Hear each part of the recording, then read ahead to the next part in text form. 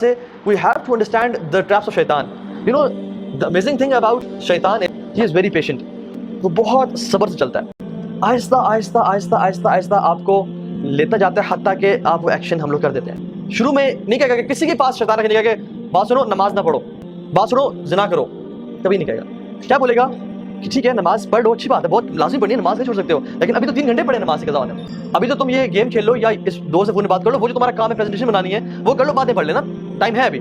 اور آپ کام کرنا شروع کرتے ہیں اور گھنٹے بعد آپ کو یاد آتا ہے کہ نماز رہتی ہے، پھر آتا ہے کہ نماز پڑھو گے تم، چھوڑنے کا سوال نہیں پیدا ہوتا، لیکن پہلے یہ کام کر لو، پہلے اس دوست سے کال کر لو، یا پہلے یہ چیز کر لو، تمہارا ہوم ورک رہتا ہے یا تمہارا یہ پروجیکٹ رہتا ہے، اس پہ تھوڑا کام کر لو، اور آرام سے فری ہو کے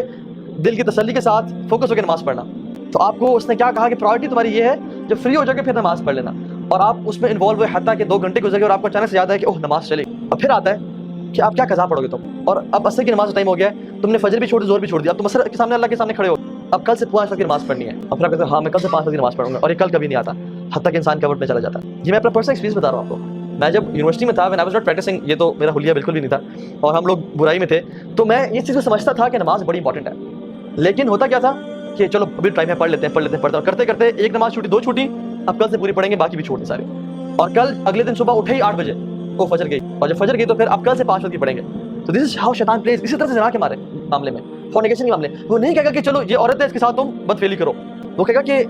شی از سو فرینڈلی، اور کتنا برا لگے گا کہ تم اتنے روڈ بن کے رہو اس کے سامنے، اور کسی کا دل دکھانا کوئی اچھی بات ہے، تو اسے حال چال تو پوچھو، صرف کام کی بات، یہ تو بدتمیزی ہے. اور کرتے کرتے آپ کام کی بات پوچھیں گے، باتیں کرتے کرتے فیلنگز ڈیولپ ہونا شروع ہو جائیں گی، اور آپ کے ذہن میں بہت سارے خیالات اس کو حسین کر کے، حدیث میں کیا آتا ہے اللہ اکبر، اللہ کے نے فرمایا کہ شیطان نامحرم کو تمہارے ذہنوں میں حسین کر کے پیش کرتا ہے، وہ اتنی خوبصورت ہوتی نہیں ہے جتنی خوبصورت کر کے تمہارے سامنے پیش کرتا ہے، حتیٰ کہ انسان فینٹیسائز کر رہا ہوتا ہے کہ یار سبحان اللہ کیا بہترین نیچر ہے اس کی، کیا خوبصورت ہے یہ، کیا اچھی عورت ہے یہ، اتنی ہوتی نہیں ہے، تو شیطان اس کے بارے میں وہ کر رہا ہوتا ہے حتیٰ کہ آپ کے دل میں اس کے لیے پیار محبت ڈیولپ ہو جاتا ہے، and you die to meet her. اور جب آپ میٹنگ کرنے جاتے ہیں تو آپ کو نہیں لگتا تم نے تو یہ چیز ذہن میں نہیں ہوتی کہ تم نے اس کے ساتھ برا گناہ کرنا ہے، بس کہ we'll just meet, I'll just see her, I'll maybe propose her or something. لیکن what happens is ہمارے پاس کاؤنسلنگ میں لڑکے آتے ہیں اور کہتے ہیں کہ ہاں بھائی ہمارا ارادہ بھی نہیں تھا، لیکن حالات ایسے بنتے چلے گئے کہ ہم سے یہ گناہ ہو گیا، اور اب کیا کریں، کیا اللہ معاف کرے گا؟